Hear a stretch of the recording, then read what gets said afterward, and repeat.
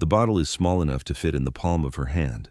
It is an amber prescription bottle, standard size, the kind that every pharmacy in America fills 1 billion of per year. The cylindrical plastic container with the child-resistant cap and the white label printed with the patient's name and the medication name and the dosage and the instructions and the pharmacy's phone number and the prescriber's name and the quantity and the refills remaining and the date filled and the price. The price is printed in small type at the bottom of the label, the way prices are printed on things that you are expected to pay for without negotiation. The non-negotiable number, the take-it-or-leave-it figure that the insurance company and the pharmacy benefit manager and the drug manufacturer and the wholesaler have agreed upon through a chain of negotiations that the patient was not invited to, and that produces a number that the patient either pays or doesn't pay. And if the patient doesn't pay, the bottle goes back on the shelf and the medication stays in the bottle and the condition stays in the patient. The bottle in her hand right now contains lisinopril, 10 milligrams, 30 tablets, a 30-day supply of an ACE inhibitor that manages hypertension, high blood pressure, the condition that 47% of American adults have and that most of them manage with a daily pill that costs, depending on insurance, between $4 and $15 per month. $4 to $15. The cost of a sandwich, the cost of a streaming subscription, the cost of something that a person with a job and insurance pays without thinking about it, the way you pay for things that are small and necessary and that disappear into the monthly accounting of a life that functions. The woman holding the bottle cannot afford it. The bottle costs $11. She cannot afford $11 for the medication that keeps her blood pressure at 128/82 instead of 167/104. Which is the number it was when she came to the emergency room 6 months ago with a headache that turned out to be a hypertensive crisis that turned out to be the consequence of not taking the medication that she couldn't afford, because the medication costs $11 and $11 is the margin, the specific measurable distance between her income and her expenses. That doesn't exist. Her name is Odessa Yoon. She is 38 years old. She is a certified pharmacy technician at Crestview Pharmacy number 47, a retail location in a strip mall in Garland, Texas, 14 miles east of Dallas. She has worked at Crestview for 6 years. She fills 300 prescriptions per day.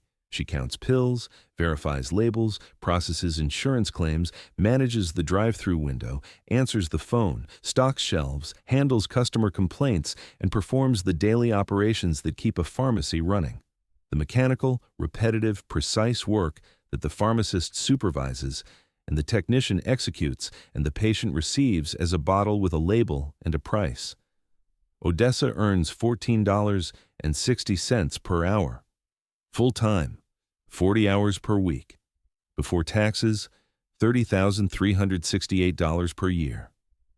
After taxes, health insurance, and the mandatory contribution to the company's 401k that she enrolled in because the enrollment was automatic, and the opt-out process required a form she didn't have time to fill out during a shift where she fills 300 prescriptions, and the form was due by a date that she missed, approximately $24,200 per year, $2,016 per month.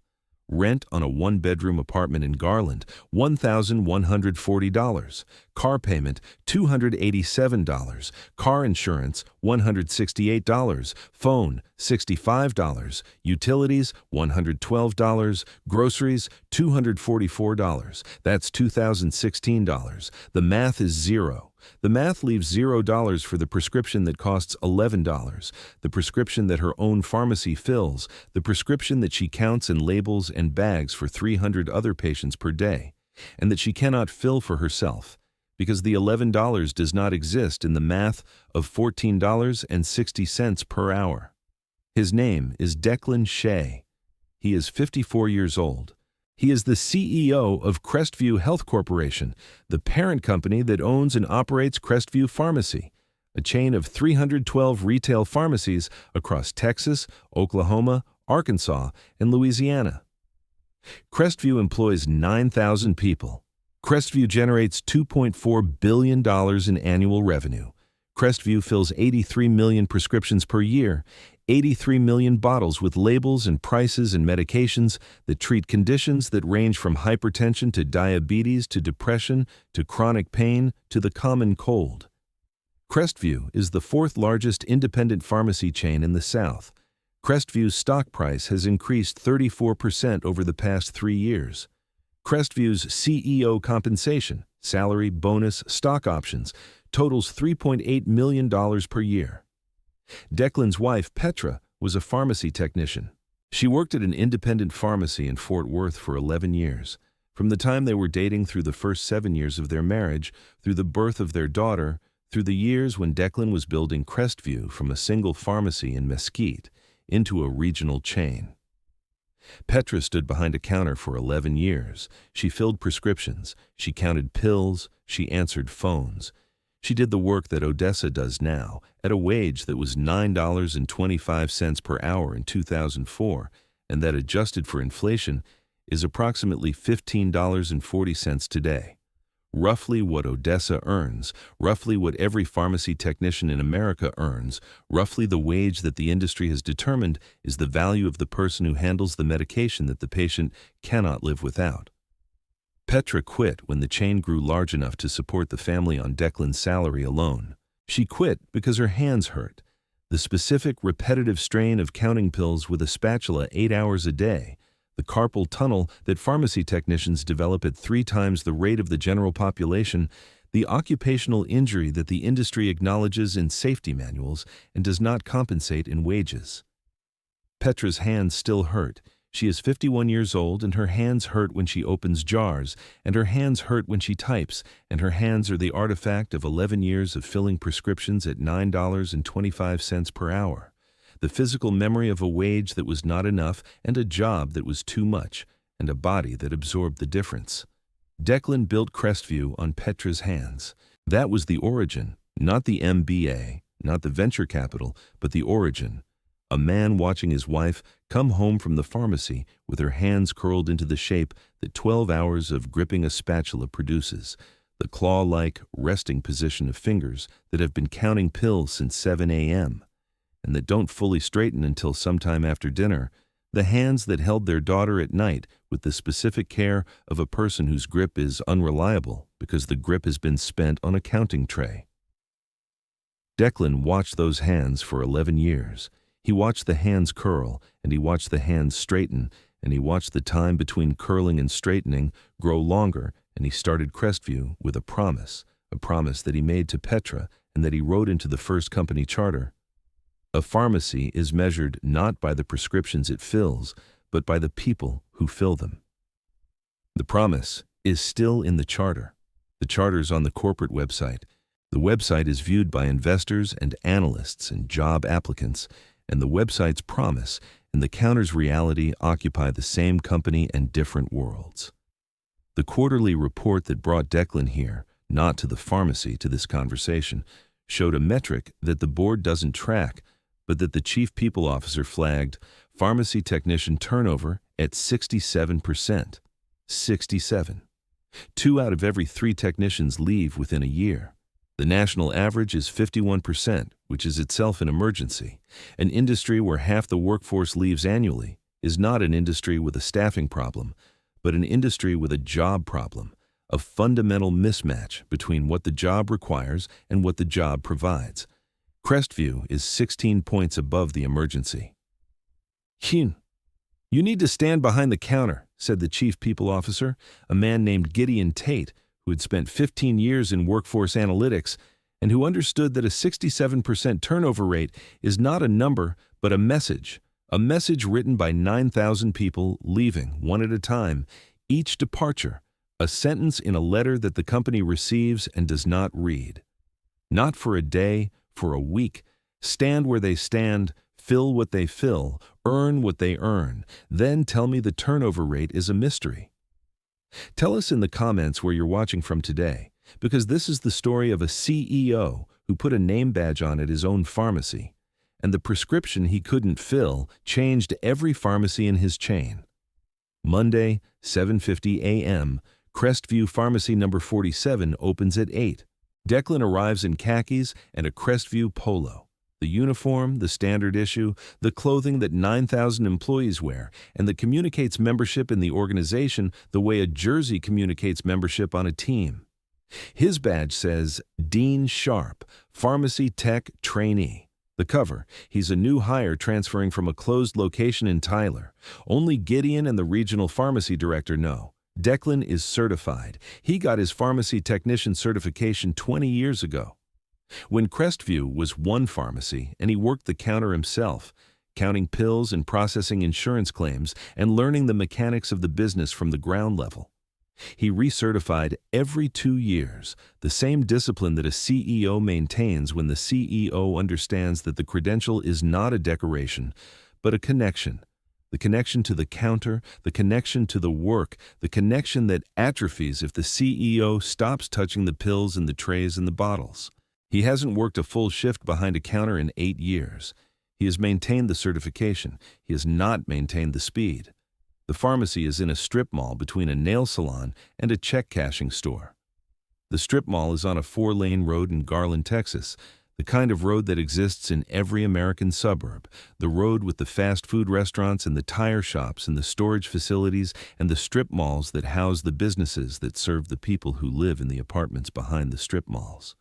The pharmacy's neighbors tell you everything about its patients. The check cashing store says the patients don't have bank accounts. The nail salon says the patients have some discretionary income. The tire shop says the patients drive used cars. And the pharmacy says the patients need medication, and the medication is available 14 miles east of Dallas in a strip mall that looks like every other strip mall in America. He enters through the front door, the customer entrance, the glass door with the Crestview logo and the hours posted, and the now hiring pharmacy technician, $14.60 per hour, sign taped to the glass, the perpetual sign, the sign that every Crestview location displays, because every Crestview location is hiring, because every Crestview location is losing technicians at a rate of 67% per year. The sign has been on this door so long that the tape has yellowed and the paper has curled at the corners and the sign has become invisible.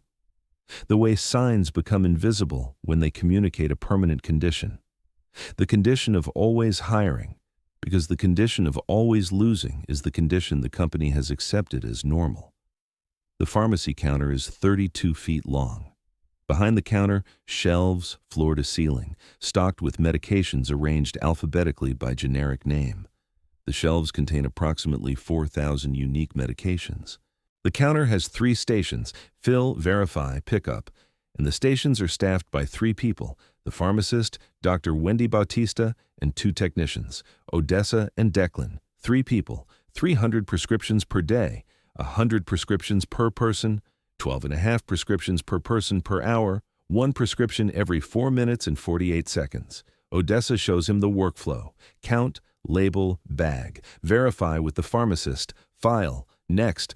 The workflow is a loop, a closed circuit that repeats 300 times per day and that requires speed and accuracy and the particular mental endurance of performing the same task with minor variations for 8 consecutive hours.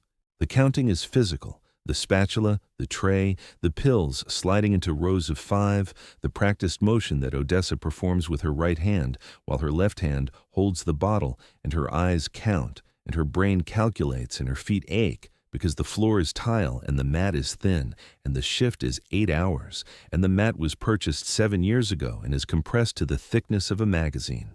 You'll get the rhythm by Wednesday, Odessa says. Monday and Tuesday, just try to keep up. Don't worry about speed. Worry about accuracy. Speed kills in a pharmacy, not you, the patient. Wrong pill, wrong dose, wrong label. Accuracy first, speed comes after. The mat. Declan stands on the mat and feels what 7 years of compression feels like, which is, essentially, nothing. The mat provides nothing. The mat is a gesture toward ergonomics that stopped being ergonomic approximately 6 years and 11 months ago.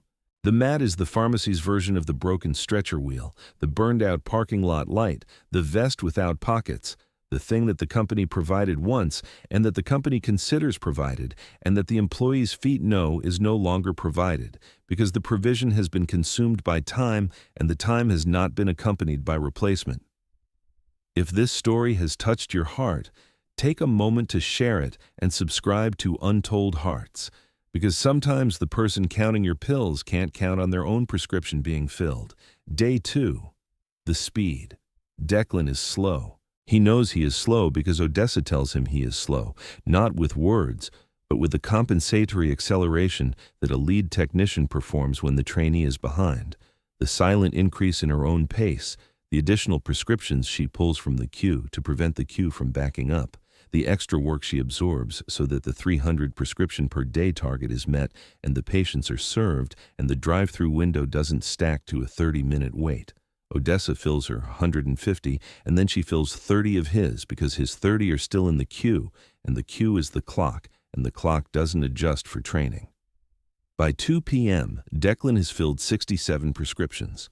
Odessa has filled 191. Dr. Bautista has verified all of them, 258, which means the pharmacist has checked 258 labels and 258 pill counts and 258 drug interactions in 6 hours, one verification every minute and 24 seconds. The pace of a person whose license is on the line with every stamp and whose concentration cannot waver, because a wavering concentration is a wrong verification, and a wrong verification is a wrong medication.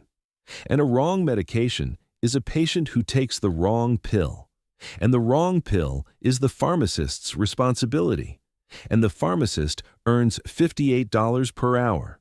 And the technician who filled the prescription earns $14.60. And the gap between $58 and $14.60 is the gap between responsibility and compensation. And the gap is a canyon. Dr. Bautista is the only pharmacist on shift. One pharmacist for 300 prescriptions. One pharmacist for the verifications and the counseling and the immunizations and the controlled substance counts, and the DEA compliance and the insurance overrides and the clinical judgment calls that arise when a prescription interacts with another prescription. And the interaction must be evaluated, and the prescriber must be called, and the call must be made while the drive-through window is stacking, and the counter line is growing, and the technician is filling, and the phone is ringing, and the pharmacist is one person with one license, and one body, and one set of hands, and one brain that the state board expects to function at clinical precision for 12 consecutive hours. Dr. Bautista eats lunch at the counter, not in the break room. At the counter, standing with a granola bar in one hand and a verification stamp in the other, the lunch that is not a lunch but a caloric interruption. In a workflow that does not pause because the prescriptions do not pause and the patients do not pause and the insurance companies do not pause, and the only thing that pauses is the pharmacist's body, which pauses when the shift ends and the pharmacist drives home, and the pharmacist's feet report the 12 hours to the pharmacist's brain, and the pharmacist's brain files the report in the folder marked tomorrow. The drive-through window is Declan's nemesis. The window requires greeting the patient, confirming identity, pulling the prescription, processing payment, answering questions, handling insurance rejections, and doing all of this through a speaker system that distorts voices, and through a window that doesn't fully open, and through a transaction that the patient expects to take 2 minutes because the patient is in their car and the car is running and the car behind them is waiting, and the patience of a person in a drive-through line is approximately 90 seconds shorter than the patience of a person standing at a counter. Insurance rejected, the screen says.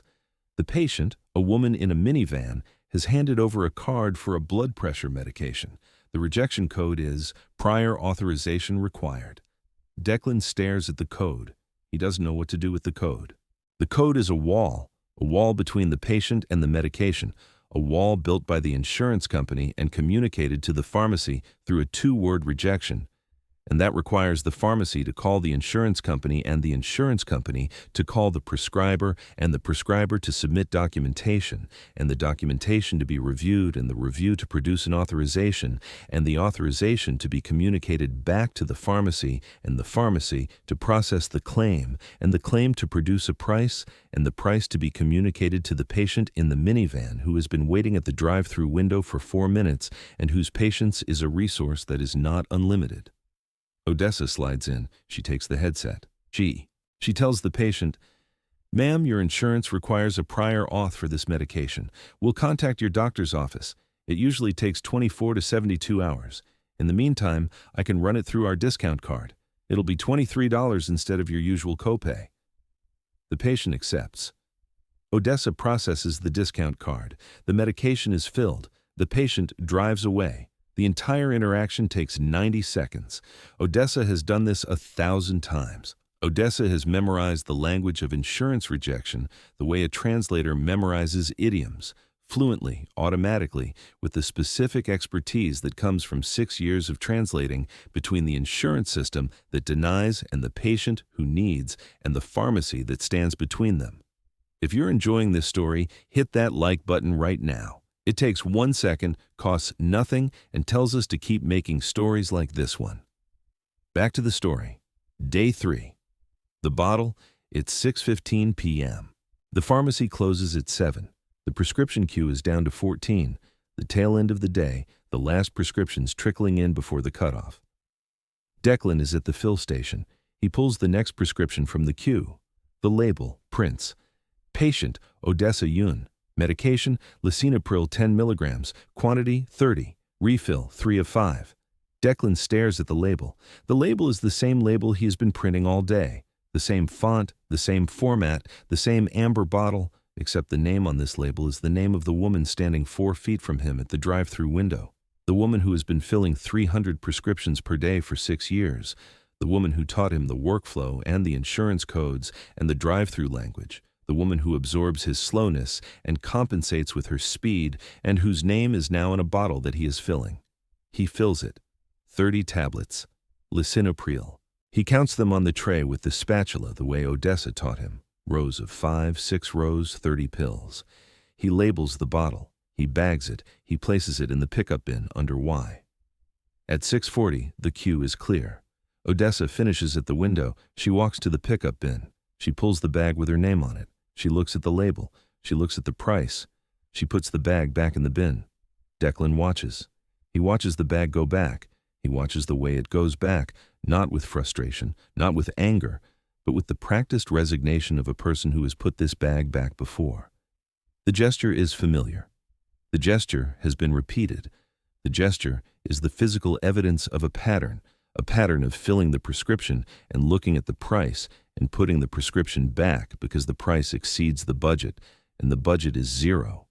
And 0 is the balance remaining after $2,016 in monthly expenses is subtracted from $2,016 in monthly income. Odessa. Yeah, your prescription is in the bin. I know, I'll pick it up Friday, payday. Today is Tuesday. I know what day it is. Your blood pressure medication, you're going 3 days without it? Odessa turns. She looks at him with the look that every worker gives the new person who has noticed the thing that everyone else has stopped noticing, because noticing is a luxury, and the luxury is not available to people who fill 300 prescriptions a day and earn $14.60 an hour and whose budget is 0. I stretch it. I take it every other day between paychecks. The doctor says that's not how it works. I know that's not how it works. I know the pharmacology. I've been counting these pills for 6 years. I know what lisinopril does, and I know what happens when you skip doses. And I know that inconsistent dosing reduces efficacy and increases the risk of rebound hypertension. I know all of it. I count 300 of these bottles a day for other people. I know exactly what I'm not taking. It's $11. $11 that I don't have until Friday. I have $7 in my checking account right now. 7. I filled 283 prescriptions today. I handled 41 insurance rejections. I processed 112 drive-through transactions. I stood on that mat for 8 hours, and I have $7. The mat is worth more than my checking account. Dr. Bautista walks by. The pharmacist, the person whose license covers every prescription that Odessa fills, the person who verifies the counts and the labels and the interactions, and who earns $58 per hour for the verification. Dr. Bautista sees the bag in the bin. Dr. Bautista knows. Dr. Bautista has known for months. She has watched Odessa fill her own prescription and put it back and fill it again on Friday and put it back the following Tuesday. And the cycle repeats with the regularity of the pay cycle, because the cycle is the pay cycle, the medication cycle synchronized to the payroll cycle, the health of the employee tethered to the bi-weekly deposit. Dr. B offered to pay for it once, Odessa says, noticing Declan's eyes follow the pharmacist. She offered to cover it. I said no, because if I let Dr. B pay for it, then the problem is solved for 1 month, and the problem is still there the next month and the next. The problem isn't the $11. The problem is the math. The math is the wage minus the life, and the answer is 0, and 0 doesn't change because the pharmacist buys me a bottle of lisinopril. The 0 changes when the wage changes. The wage hasn't changed in 3 years. She turns back to the shelf she was restocking. Declan stands at the counter. He stands with the knowledge that the woman who fills 300 prescriptions per day, the woman who handles 41 insurance rejections, who processes 112 drive-through transactions, who memorizes the language of denial and translates it into access for every patient who pulls up to the window. This woman cannot afford the $11 medication that she counts and labels and bags for other people all day long. 300 prescriptions a day, 0 for herself. If Untold Hearts has become part of your week, consider joining the channel membership. A few dollars a month keeps these stories coming. Links are in the description. Now, back to the story. Day 4. The break room. The break room at Crestview number 47 is a converted storage closet. The room contains a folding table, 3 folding chairs, a microwave, a mini fridge that hums at a frequency that becomes background noise after the first week and that becomes a headache after the first year, and a bulletin board with a health insurance enrollment poster, a minimum wage notice, and a flyer for the company's employee assistance program, the EAP that provides 6 free counseling sessions per year, and that Odessa has never used because the EAP sessions are scheduled by phone, and the phone calls must be made during business hours. And business hours are the hours she is filling 300 prescriptions, and the prescriptions do not pause for counseling appointments. The room has no window. The room has a vent, a ceiling vent that connects to the building's HVAC system and that provides airflow that is technically adequate and practically insufficient. The particular stale circulation of air that has been recycled through a strip mall HVAC unit that also services the nail salon next door, and the faint chemical undertone of acrylic nail products that migrates through the shared ductwork into the pharmacy break room is the daily reminder that the building was not designed for pharmacy technicians to eat lunch in. The building was designed for storage, and the storage was converted to a break room, and the conversion consisted of adding a folding table and 3 folding chairs and calling the space the break room in the employee handbook. Declan sits. The folding chair is metal, and the metal is cold, and the cold is the temperature of a storage closet that is not heated to the same standard as the retail floor, because the retail floor is customer-facing and the storage closet is not. The thermostat for the pharmacy floor is set to 72 degrees. The break room, the storage closet, the space where the employees exist when they are not being employees, is whatever temperature the storage closet produces, which today is 64, which is the temperature at which a person who has been standing on a compressed mat for 4 hours feels the chill in their knees and in their fingers and in the particular stiffness that cold produces in joints that have been in motion and that have suddenly stopped. Lunch is 30 minutes, unpaid. The 30 minutes begins when the technician steps away from the counter and ends when the technician returns to the counter, and the 30 minutes includes walking to the break room, preparing food, eating food, using the bathroom, checking the phone for messages from the school and the landlord and the car insurance auto pay notification. that confirms that $168 has left the account and that the account now contains $7 less than it did this morning. 30 minutes for all of it. The 30 minutes is not a break. It is a compressed version of the personal life that exists outside the counter, a 30-minute window into the world that the pharmacy tech lives in and that the pharmacy does not see. Odessa eats a peanut butter sandwich, not as a choice, as a budget. Peanut butter, $3.49 per jar, approximately 14 sandwiches per jar, approximately 25 cents per sandwich. The sandwich is the cheapest complete protein available to a person whose grocery budget is $244 per month and whose grocery budget is the last line item in a budget that has no flexibility and that treats food as the variable expense, the expense that absorbs the fluctuations in every other expense, the expense that shrinks when the car needs a repair, or the electric bill spikes, or the copay increases from $10 to $11, because the formulary changed. "How long have you been skipping your medication?" Declan asks. Odessa looks at the sandwich. "On and off for about 8 months. Some months I can fill it. Some months I can't. Depends on whether something breaks." Something breaks? The car? The apartment? Last month the water heater in my building went out and the landlord added a temporary surcharge.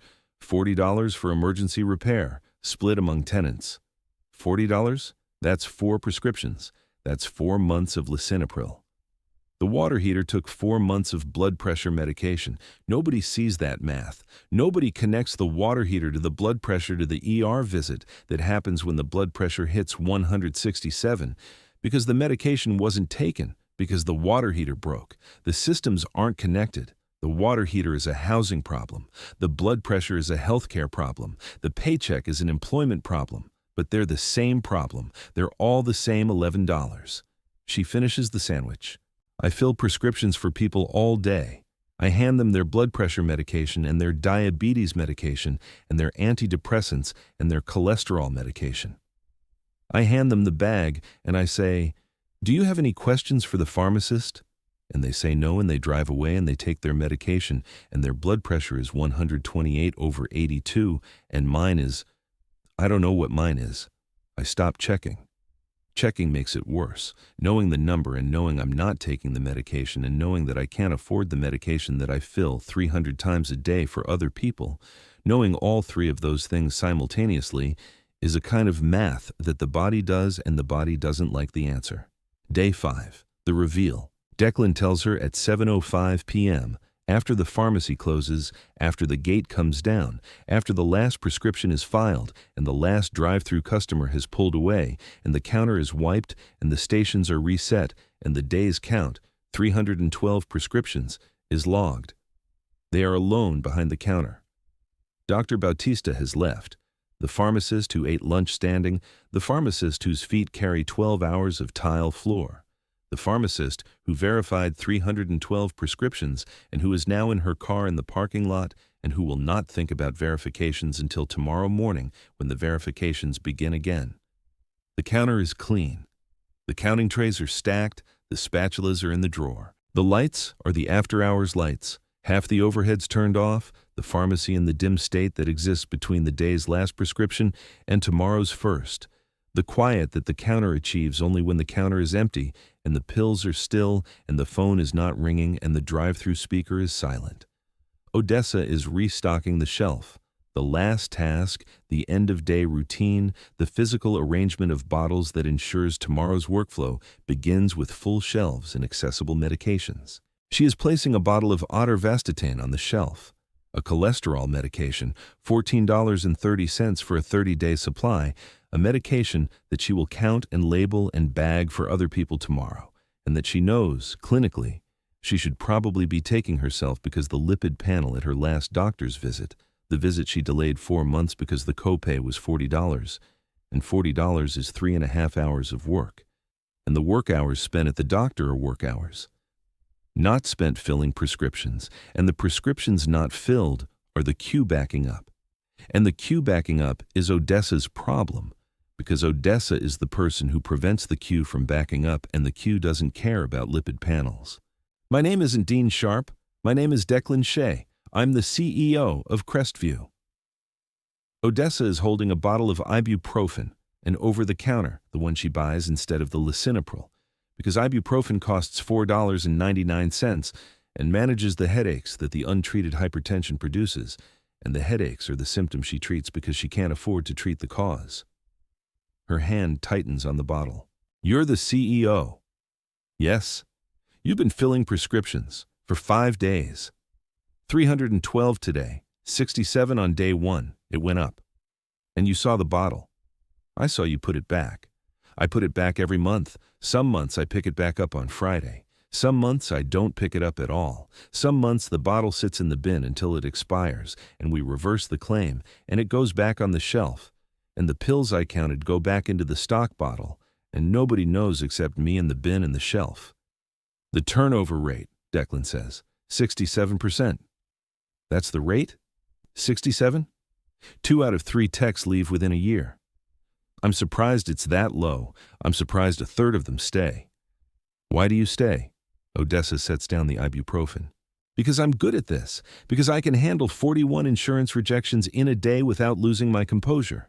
Because I know every discount card and every prior auth workaround and every manufacturer coupon, and I use them to save patients money every single day. Because Mrs. Delacroix comes through the window every Tuesday for her thyroid medication, and she calls me by name and she asks about my weekend. And she's the only person who asks about my weekend. Because this job is real. The pills are real. The patients are real. The work matters. The wage doesn't reflect the work, but the work reflects me. She picks up the bottle of ibuprofen. Fix the wage. Don't fix it for me. Fix it for the next Odessa. The next tech who walks in here and learns the codes and memorizes the discount cards and fills 300 scripts a day and can't afford $11 on a Tuesday. Fix it so she doesn't stand in a break room eating a 25-cent sandwich, calculating whether she can afford to take her own medication. Fix it so the counter doesn't create the patient. Because that's what's happening. The counter is creating patients. The people who work behind the counter become the people in front of the counter because the wage behind the counter produces the health conditions that the counter treats. We are generating our own customers with our own payroll. The leadership meeting is Wednesday. Declan walks in carrying an amber prescription bottle. The bottle contains 30 tablets of lisinopril, 10 milligrams. The label says Odessa Yun. The price on the label says $11. He sets the bottle on the conference table. This bottle costs $11. The woman whose name is on this bottle fills 300 prescriptions a day at store 47. She earns $14.60 per hour. She cannot afford this bottle. She skips doses. She takes her blood pressure medication every other day between paychecks because her budget, after rent, car, insurance, phone, utilities, groceries, is zero. The math is zero. We created the math. We set the wage. We set the wage that creates the budget, that produces the zero that prevents the $11 that treats the condition that our employee develops, because the wage doesn't support the health that the job requires. He looks at the room. The CFO, the Chief People Officer, the VP of Pharmacy Operations, the VP of Retail. The CFO, a woman named Laurel, has the quarterly report open on her tablet. Laurel manages the margin. The margin at Crestview is 6.1%, thin for retail, standard for pharmacy, the number that the board evaluates and that the analysts track, and that determines whether the stock price goes up or down, and whether the executive bonuses are paid, and whether the company continues to exist as an independent entity or becomes an acquisition target for one of the 3 national chains that are consolidating independent pharmacies across the country at a rate of 400 per year. The margin is Laurel's job. The margin is also the reason the technician wage is $14.60, and the mat is 7 years old, and the break room is a closet, and the staffing model is 3 people for 300 prescriptions. A 32% wage increase will compress the margin by 70 basis points, Laurel says. She says it the way CFOs say things that are true and that are also the reason nothing changes, with the authority of the number that is correct and that is also incomplete, because the number does not include the cost of the things the margin creates, the turnover, the unfilled prescriptions, the employee who skips her blood pressure medication and who will, statistically, generate a hypertensive emergency that costs the healthcare system $14,000 in ER charges that the insurance company absorbs and that the insurance company passes back to employers in the form of premium increases that Crestview pays for its own employees. The circular economy of a company that underpays its employees and then pays for the health consequences of the underpayment through the insurance system that the underpayment created. The number is a circle. Laurel sees a line. The line goes from revenue to margin. The circle goes from wage to health to ER to insurance to premium to wage. The margin is 70 basis points, Declan says. The technician is her blood pressure medication. I'll take the 70 basis points. Technician wage, $14.60 becomes $19.25. Effective across all 312 stores within 60 days. The cost across the system is $28.4 million annually. The turnover rate at 67% costs the company approximately $31 million annually in recruiting, training, overtime, and the productivity loss during the 3 to 6 month ramp period that every new technician requires. The wage increase costs less than the turnover. The wage increase is not an expense, it is a correction.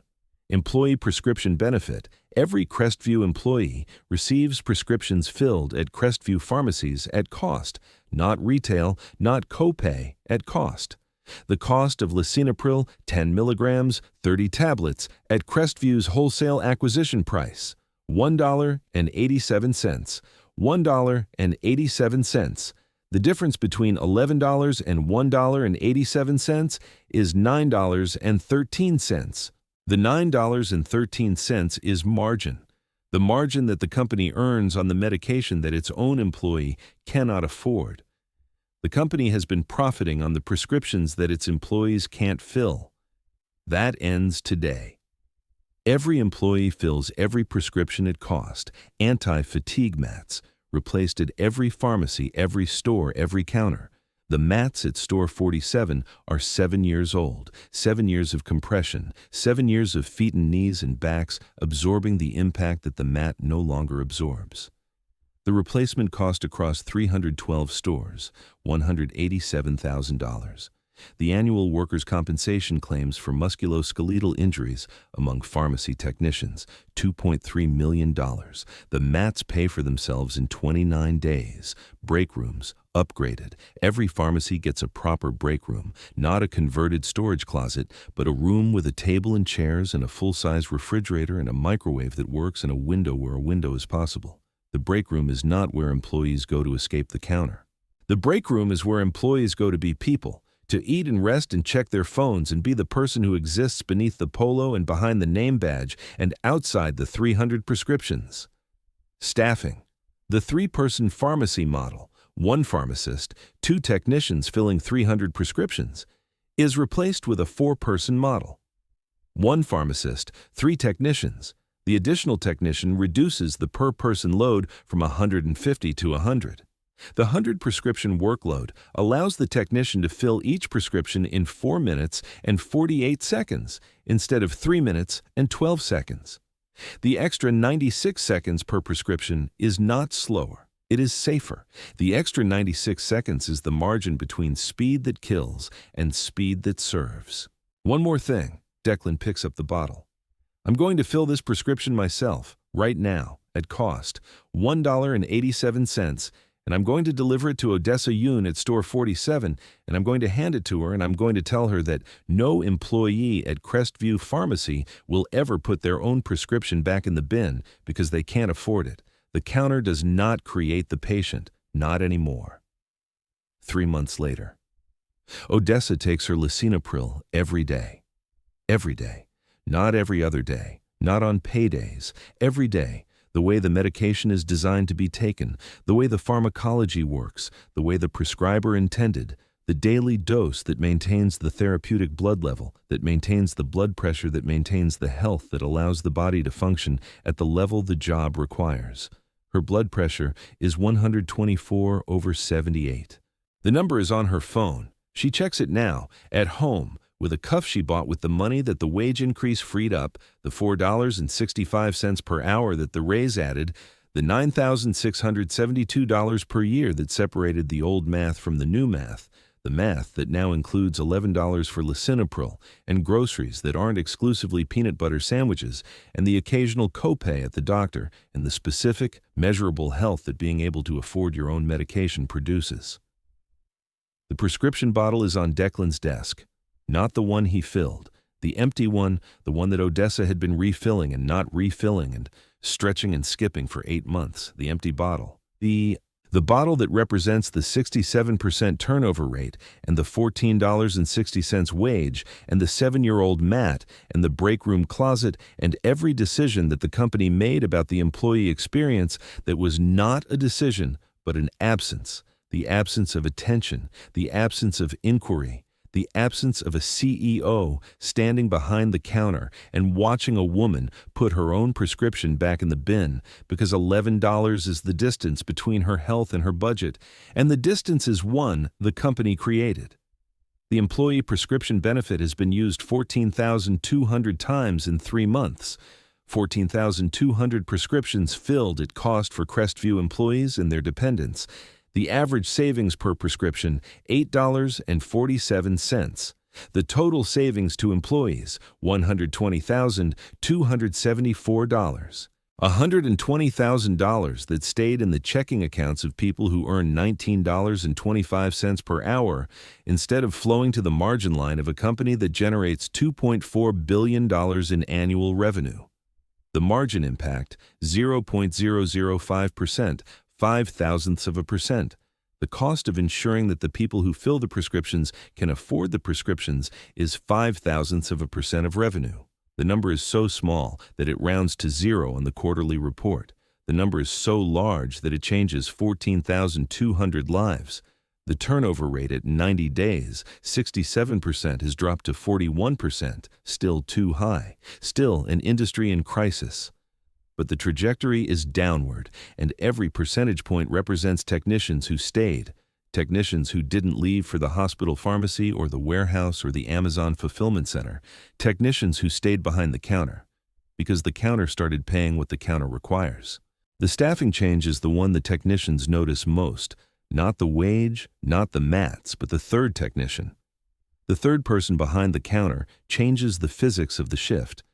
The 100 prescriptions per person instead of 150 is not a 50 prescription reduction. It is a pace change, a rhythm change, the difference between a sprint and a jog, the difference between a shift that depletes and a shift that tires.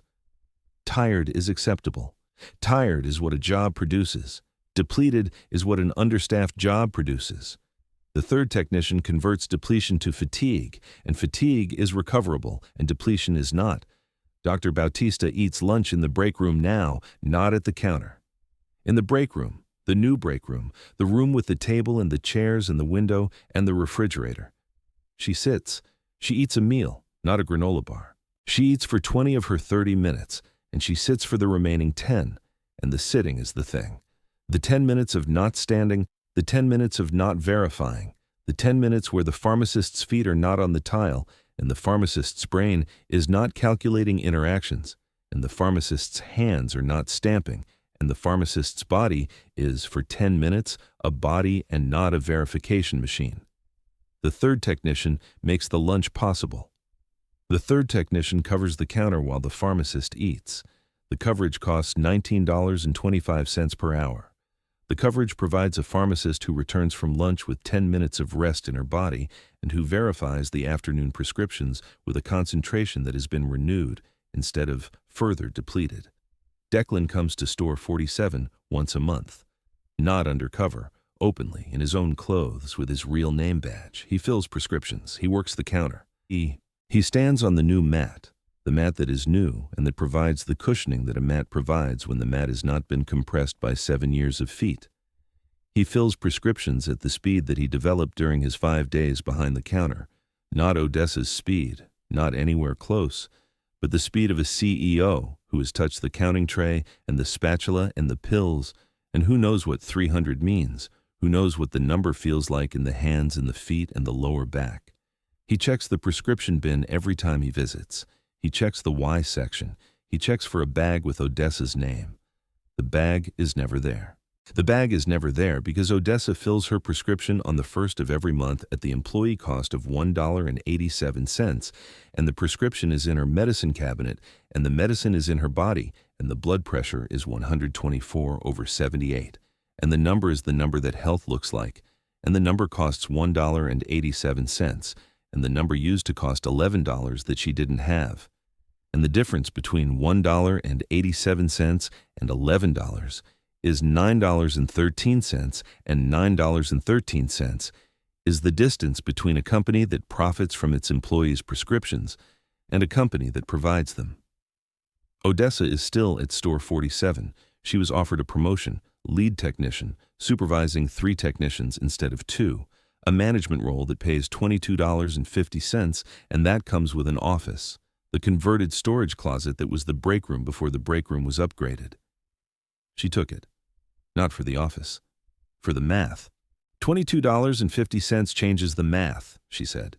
The math has room now. The math has room for the medication and the groceries and the car repair and the water heater surcharge and the things that break. The math has a margin. I've never had a margin. She trains the new technicians now. She teaches them the workflow: count, label, bag, verify, file, next. She teaches them the insurance codes and the discount cards and the prior auth workarounds. And she teaches them one thing that is not in the training manual. Fill your own prescription first, before your shift, every month. The counter doesn't work if the person behind it is sick, and the person behind it will get sick if the person behind it can't afford to stay well. Your health is not a luxury. Your health is the job. Fill the prescription. She tells them about the bin. She tells them about the bag with her name on it that she put back every month for 8 months because $11 didn't exist in her budget. She tells them about the every other day dosing and the rebound hypertension and the headaches and the ibuprofen that she bought instead of the lisinopril because the symptom was cheaper than the cause. She tells them so they know. So the new technicians understand that the counter has a gravity, a pull, a way of consuming the person behind it so completely that the person forgets that they are also a patient, also a body, also a human being whose blood pressure and cholesterol and mental health and sleep and nutrition are not separate from the job but are shaped by the job and are either supported by the job or degraded by the job. And the choice between support and degradation is a choice the company makes every day in the wage and the mat and the break room and the staffing model and the prescription benefit. You are not the counter, she tells them. The counter is where you work. You are the person behind it. The person behind it has a name and a body and a prescription that needs to be filled. Fill it. The bottle sits on the shelf behind her desk, the empty one, cleaned, relabeled in Odessa's handwriting. Don't put it back. Thank you for watching this story. If it reminded you that the person who counts your pills deserves to count their own, share it. Subscribe to Untold Hearts for more stories about the distance between $11 and a life. Tell us in the comments, have you ever had to choose between medication and a bill?